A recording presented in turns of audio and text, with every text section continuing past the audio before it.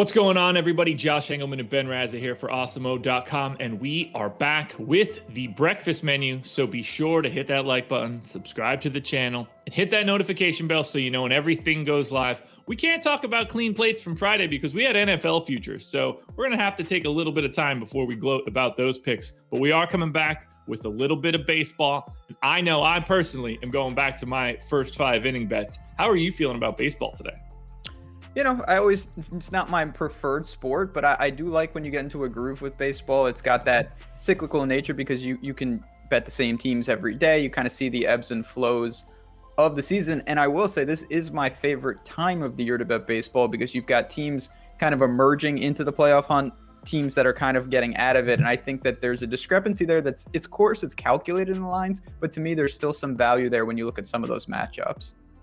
I know I'm feeling good here. Would you like to start or go second? The floor is yours. Normally I would say I'm going to defer, but I'm going to try to change things up on this Monday and set the tone here. Okay. I'm going to stick to a strategy of taking really public sides, to be honest. But again, this time of the year, I think that is warranted.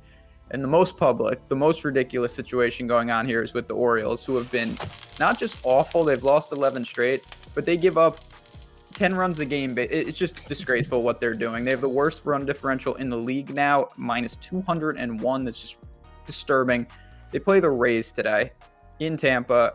Tampa's lost a couple. They played 9 straight road games. They're coming home. This is one of those spots. I'm going to lay the 1.5. They are a massive favorite. Minus 1.5, minus 128.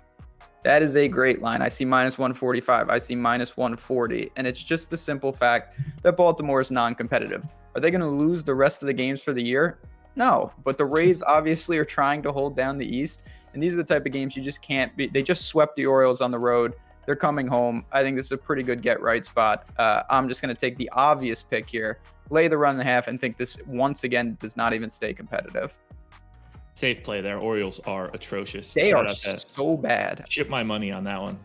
His Orioles are bad. They're going to be signing him up soon after that opening pitch he threw out last year or 2 years ago, whenever that was. Yes. All right, I'm going a different direction, but I am, as I mentioned, staying in the first 5 innings. This is a 2-strip of bacon bet. I don't get it, so I'm going a little bit heavier. That would be minus 115 on the Minnesota Twins against the Cleveland Indians. Cleveland Guardians, if you're trying to get out in front of it. I don't get this line at all. I have the Twins offense through my projections at a 109 weighted runs created plus. That's extremely good. 100 is average, 109, really solid. Cleveland, on the other hand, coming in at a crisp 96. So we're talking about 2 very different things offensively. Now, Griffin Jax is bad. I'm going to be perfectly honest there. He's not having a great 2021. He doesn't exactly pop in projections. He's got a 524 projected FIP in Steamer. That stinks. Cal Quantrill, not exactly lighting the world on fire, though. The gap between these guys isn't huge, and it's certainly not as big as the gap that we're seeing in the offense. Twins also at home, so they get the home field bump. This game is like a coin flip, and it doesn't make any sense to me, so I'm loading up on the Twins in the first 5 innings at minus 115. 2 strips of bacon for you. That's a rarity. Yeah. Okay. I'm not messing around. When I looked at it, I was legitimately confused. And I think it's pretty clear. You like that a lot more than just the Twins in the game sitting like minus 130. I just don't trust bullpens. I have my data set up based on just starting pitchers. So it's really easy for me to look at a first 5 line quickly. With the rest of the line, I got to dig into who's available in bullpens. That's a lot of work. Fair. I'm writing this down. Twins. I might tail you on that blindly because what the hell's Steamer? Projection system on Fangraphs. I don't know if I should be plugging them on this video or not, but it's free, so I don't know. All the acronyms I like his sword metric is gigantic. It's like what that okay. I'm gonna go. I've been sticking. Don't say anything to destroy our video here. On a Monday, I've done one side chalk raise. I'm going to the prop. That's how I've been doing this. I actually really like that. Get a good side, get a good prop. There's so many good props over on OddsShopper. You go to OddsShopper.awesemo.com, compare those lines, and that's where, just to give a quick shout out to yours, that minus 115 is a hanging line. I see minus 130. I see, a lot juicier. Yeah. Going to the Cubs and the Reds game, specifically with Wade Miley. And ironically, when I first saw this prop, I was actually looking to potentially go over, and all the data I started to see led me to actually reverse my pick. And I'm going Wade Miley under 5.5 Ks. It is very juicy, -158, but to me, this is a pretty safe line. This is probably anecdotal, but I did notice this. He's faced the Cubs 3 times this year, 2, 3, and 3 in terms of strikeouts. So it hasn't been good so far. The Cubs strike out a ton. They're atrocious. They're dead last against righties. They're slightly better. It's still not good, but they are slightly better against left-handed pitching. 5th worst, around 25% K rate, which is not good, but it is a little improvement. And Miley has just shown that he's not fanning a ton lately. He can walk a lot of guys.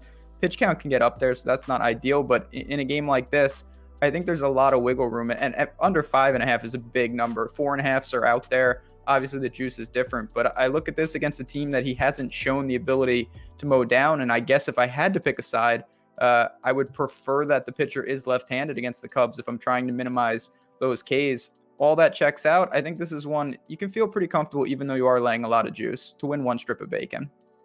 I got him projected for 3.9 strikeouts, so I'm sure you're okay with that number. That'll work for me nicely. And that's where it was like, I wanted to kind of get aggressive and go under 4.5, but to me, the extra, getting that extra one, the juice is worth it. I think that's the safer and prudent move. Yeah, I'd be happy to take that. Like I said, I got him at 3.9, significantly below that 5.5 mark.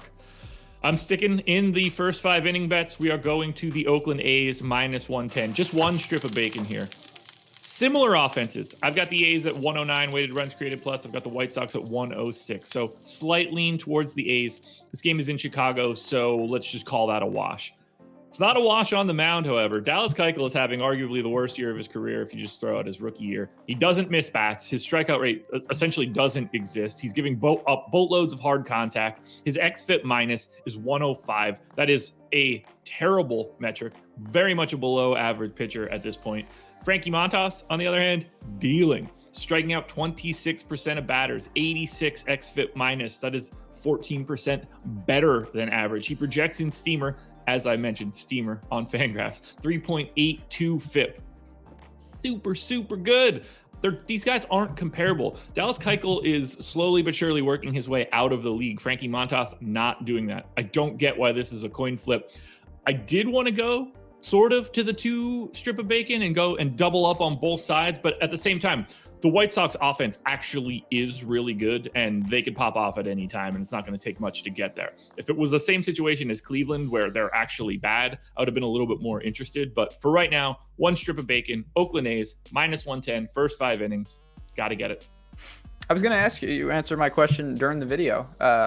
It seemed like you're making a pretty prudent case. I was going to ask how close you were to doubling up on a multi-strip of bacon bet, but you've answered that. So I have no problem with that. Do you look, I always like to ask you this because we don't talk about our picks beforehand.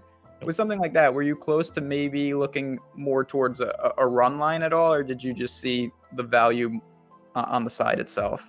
I just looked at the side itself. The run line gets a little squirrely for me, especially in the first 5. Sometimes I do. When I did look at that one, I didn't feel like I was gaining enough by taking the run line for the A's in this spot, and -110, like taking it as basically the most normal bet you can find. That was fine. Good enough for me. I do look at it from time to time, but the White Sox offense just scares me a little bit. 2 up, 2 down.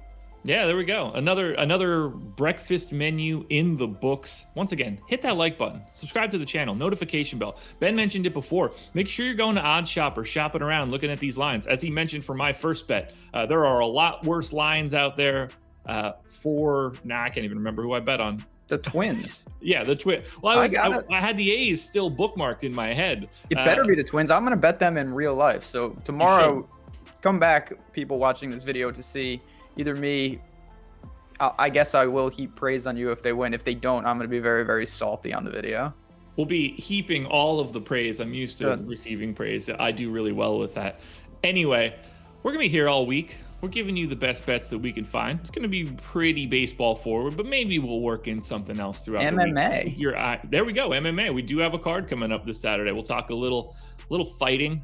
It's not the best card in the world. Let's just say that. But maybe we'll find some bets. It's bad. It's real bad. It can't be worse than I bet, I'm ashamed to say, Bellator/PFL on Friday, and that was not the best, but It's worse than that card, I'm sure. Well, we're going to break it down. We will break it down. Maybe we'll see Matt Kajeski later on this week as well. Ben, anything else you want to touch on before we get out of here? No, I mean, as you guys know, certainly we got you covered for baseball week, day in and day out. But fantasy football, sports betting, particularly on the NFL and college football side, videos are coming up daily, whether it's VODs or on the fantasy football channel here at Awesemo. Go subscribe to that as well, and just stay tuned. Like I said, the seasons are rolling around. We're inside of 2 weeks for college football. So all that information, if you are getting ready, we have it here. Just make sure to subscribe and stay tuned. There you go, everybody. Good luck tonight. Make sure you're tailing these bets. Make sure you're here tomorrow to heap praise on me for my Twins bet. We will see you again tomorrow morning for another edition of The Breakfast Menu.